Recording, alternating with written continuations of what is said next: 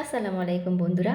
ঝগড়ার চরম পর্যায়ে স্বামী যখন বলবে, বেরিয়ে যাও আমার বাড়ি থেকে, তোমার মতো ওই রকম বউ আরও 10টা পাবো, তখন আপনি রোমান্টিক লুকে স্বামীর দিকে তাকিয়ে হাসতে হাসতে বলবেন, আমাকে তুমি এত ভালোবাসো, আমার মতো বউ আরও 10টা চাও। তারপর দেখবেন দুজনের দিকে দুজন তাকিয়ে হেসে ফেলবেন। ঝগড়া হবেই, স্বামী স্ত্রী মাঝে মাঝে ঝগড়া হলে শরীর মন ভালো থাকে।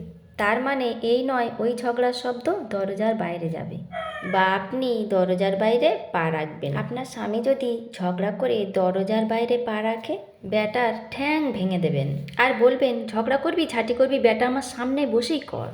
এই জনম তো এই জনম ব্যাটা, বেহেশতে গিয়েও আমার হাতে মুক্তি পাবি না, বেহেশতে গিয়ে হুড়পড়ি পাবি, সেখান থেকে ছিনিয়ে নিয়ে নিজের কাছে রাখবো। দেখবেন রোমান্টিক লুকে দুজন দুজনার দিকে তাকিয়ে হেসে ফেলবেন, মিল হয়ে যাবে আপনাদের। আপনাদের ঝগড়ার মধ্যে তৃতীয় ব্যক্তিকে ঢোকাবেন না।